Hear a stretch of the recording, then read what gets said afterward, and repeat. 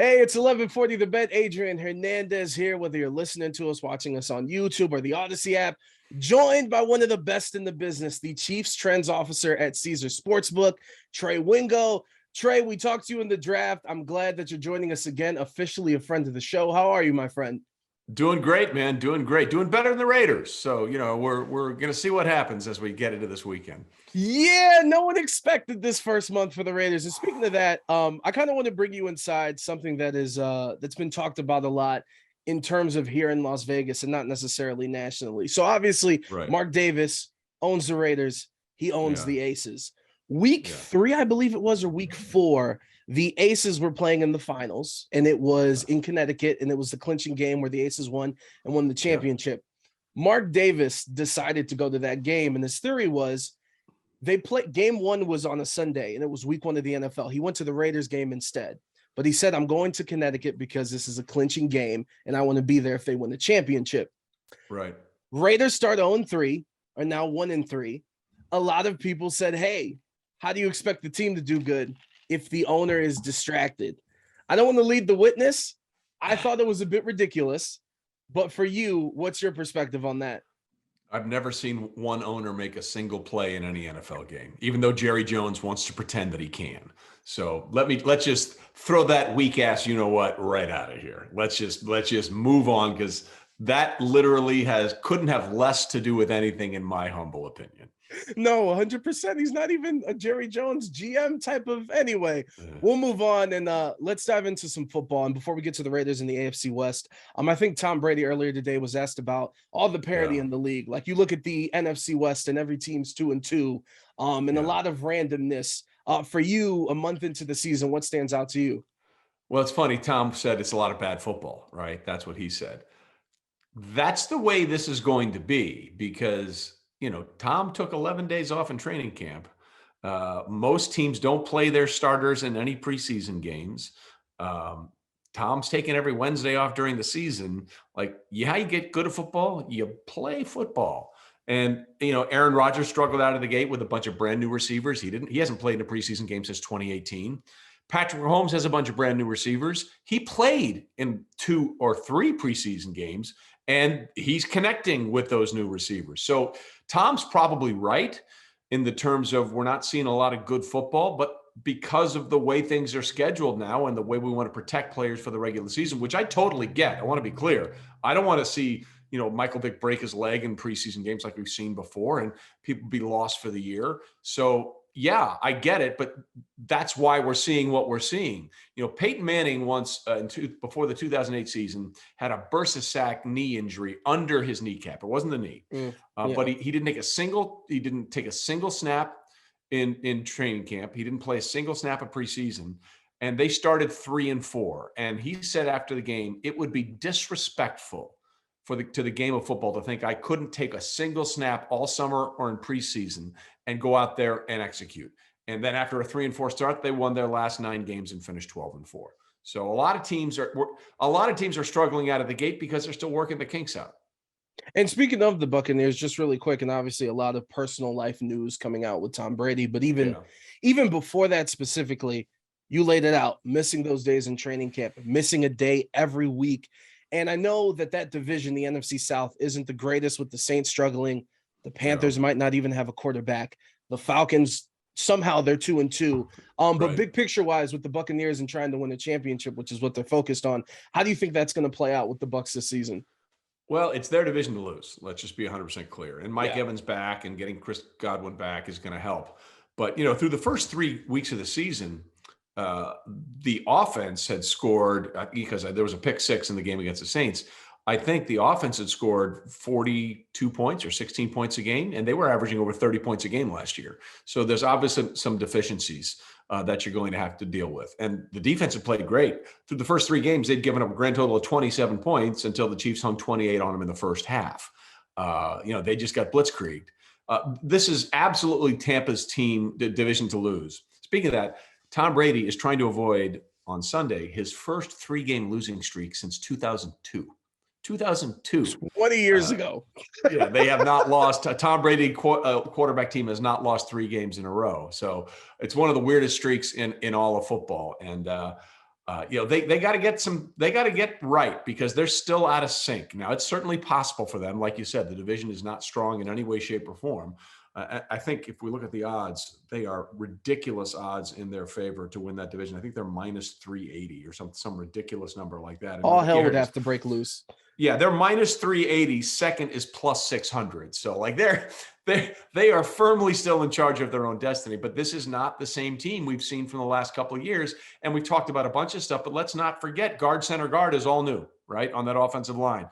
When they won the Super Bowl in 2020, that offensive line played together more than any other unit. And it was the same thing for most of 2021. Ali Marpet retires. Alex Kappa goes to Cincinnati. Ryan Jensen goes down with an injury. It's not that easy. They'll get better as they play more as the year goes on, but that's the most cohesive unit on any football team. And they need time to gel, and they're not gelling right now. And the flip side, before we get into the Raiders, the Eagles, a lot of people, I think it was the contender that everyone was talking about heading into the season. Hey, look out. Yeah. And a month in, it's been proven. Do you think this is sustainable for the Eagles and they can keep up this success? Here's the only thing I can say on that with any definitiveness. They're the best team in football right now. They're 4-0. Like I don't. It's funny, we do these everybody does power rankings, right? Of course. Week 7 power, week 4 power rankings, and then you'll find a team that is much worse with a much worse record, or has lost to a team is above the team they've beaten. I'm like, see, this is the problem I have with power rankings. Are we projecting where they're going to be in week 17? Or are we projecting what's gone through the first 4 weeks of the season? That's the only way I can do it. Like the only way I can look at it is say, okay, who are the teams that are playing the best right now? And those have to be the way I would rank them. So through the first 4 weeks of the season, the Eagles are the only unbeaten team. Then they have to be, by default, the best team through the first 4 weeks of the season. Whether it's sustainable, we don't know. I'll give you an example. Last year, the Cardinals were the last unbeaten team, and they bowed out in the wild card round. In fact, 10-1, yeah. Yeah, the last unbeaten team to win the Super Bowl was the 2006 Colts, who won Super Bowl 41. So getting out of the gate strong is nice, but it doesn't guarantee a damn thing. 100%. And now, unfortunately for Las Vegas, listen up. We got to talk some Raiders football. Okay. Now, there is a Band-Aid on the feeling that the sky was falling with the win over the Broncos, 32-23. Was it? I mean, Russell Wilson's played terrible, bro. Like, they're paying him $200 million to play worse than Geno Smith. So, who's his replacement? Who's played great, don't get me wrong. It's good to say you're not the only winning list team in the league. But with that being said, you look at the 3 losses, I think the biggest margin was 6 points.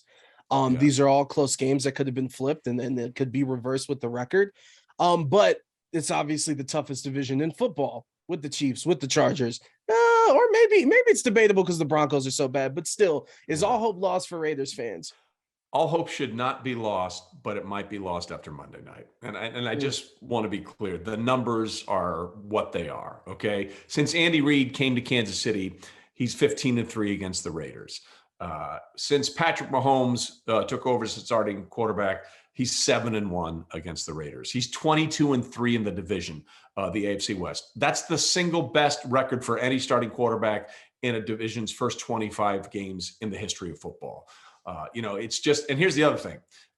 Patrick Mahomes' offenses averaged 37.4 points per game against the Raiders. That's the second biggest margin of points per game against a single opponent since Peyton Manning averaged over 40 points a game whenever he played the Eagles. Look, last year was 48-9 and 41-14, I think, were the 2 scores in this rivalry. This is true. It can turn around. I'm just not real sure it's going to turn around on Monday night. And to some of the criticism that McDaniels has faced, I'm stuck in the middle because, for one, it's like a system's in place. There's all these new players. On the other side, you don't go out to get Devontae Adams and Chandler Jones and do all these things to go 6-11, 6-10. Right. But there's a lot of heat on Josh McDaniels, and to a certain extent too, Derek Carr, and not necessarily connecting as good as people thought with Devontae in some of these games. So with all that being fair, is it fair criticism for them to face? Yes, because Josh is sort of repeating some of the mistakes that plagued him when he was the Denver Broncos head coach, and then went back to New England and, got it right again under Bill Belichick, and then almost took the Colts job and then went back to New England. Josh needs to learn from the mistakes of his first time as a head coach and apply them into this position. And, we have players only meetings and all that kind of stuff already. That's never a good sign this early in the season. It is fixable. The talent is there, by the way, with the way this division has gone, I'm not sold on the Chargers. Justin Herbert has fractured rib cartilage. Like, the recovery from fractured rib cartilage is 4 to 6 months. In other words, by the time free agency starts. Okay. So that's not going away. He's going to be dealing with that all year long. The Broncos clearly look terrible and lost on offense. And Nathaniel Hackett is having all kinds of issues, kind of like Josh McDaniels. So you could kind of make an argument that if the Raiders could just get their bleep together, they might be the second best team in the division, but they're going to have to get their bleep together. Yeah, and Derek Carr in Arrowhead in his career, or since 2014, he's 1-7. Not good, but hey, bye week, and then they play the Texans. We'll see how it goes. Let's get into exactly. Let's get into tonight, Colts and Broncos. For those that are wagering tonight, what should they be looking for in terms of plays? Take the under. I mean, these two quarterbacks have been not good in any way, shape, or form. I mean, it's just been a disaster. Matt Ryan has 9 fumbles through 4 games. I think the Colts are averaging 14 points per game, and the Broncos are averaging 16 points per game. We're talking about guys that have a minimum of 250 touchdown passes in their careers before changing teams. The last guys in front of them to do it, Peyton Manning went on to 2 Super Bowls, won one. Tom Brady went on to win a Super Bowl with the Bucs. Phillip Rivers left to go to the Colts, and they made it to the postseason. And Brett Favre made it to an NFC Championship game. So that's the bar. And these guys the bar is so high they can't see the bar from where the level of play has been right now for Russell Wilson and Matt Ryan. And I know Matt threw for 350 yards last week. It was great, but he's getting decimated by an offensive line that is terrible. They don't have Shaq Leonard on defense. And, both guys are going in this game without their stud running backs, Javonte Williams for Denver and Jonathan Taylor for the Indianapolis Colts. I'm curious to see how Amazon sells this game hard, because it is a hard sell right now with the way these two quarterbacks are playing and the way these offenses are just sputtering. I think it's only for those that are participating in some wagering tonight. Trey Wingo joins us, Chiefs Trends Officer at Caesar Sportsbook. Before we get out of here, I do want to ask you, outside of football, this Aaron Judge hysteria. Look, I'm going to be honest with you. It seems like Major League Baseball is trying to get rid of my childhood. To me, the record's 73, and I get it. It's the Yankees. I'm not a fan of the Yankees, but the cut-ins during college football and the AL record and it being the single season record for the Yankees, like, what do you make of it? Is this just MLB on its last ditch to take up time and space in the sports world and everything? That's part of it. I mean, first of all, the Yankees are a draw. Let's just be clear. It's the reason. If this were a Milwaukee Brewer, we wouldn't be having this kind of coverage. Let's just be honest. There's a reason the Dallas Cowboys are on all the time on national TV. The game between the Cowboys and the Raiders last year on Thanksgiving, I think, was the highest rated game in like 10 years in the NFL. So if you can sell a product, get in there and sell. But I agree. The record is 73, and Aaron Judge has the AL record at 62. And baseball, it was complicit on that part of it too. They embraced the steroid era because they needed something to bring back fans from the strike of 94. So everybody knew what was going on with Mark McGwire and Sammy Sosa and Barry Bonds. By the way, Barry Bonds would have been one of the 5 greatest players in the history of baseball if he never touched a damn thing. He's a former MVP with Pittsburgh. Yes, summer of 98, he was putting together one of the best baseball seasons that anyone's ever seen. A true 5-tool player can hit for power, run, field, and do everything and throw everything you needed to do. And no one freaking cared because Mark McGwire and Sammy Sosa just ate up the atmosphere. So he was like, all right, that's the way it's got to be. That's the way it's got to be. And baseball was like, I don't know what you're talking about. I can't see it. I don't know. I'm not looking. They needed it. And so they embraced it. And now they need it to get something going because baseball gets older and grayer in terms of their audience, and the ratings get lower every year. I'm looking forward to the 9 a.m. start of my Cleveland Guardians tomorrow. That's prime time for baseball, breakfast in baseball like everybody wants. Regardless, Trey Wingo, as always, we appreciate your presence and your insight. Thank you so much for joining us. Anytime, man. Anytime.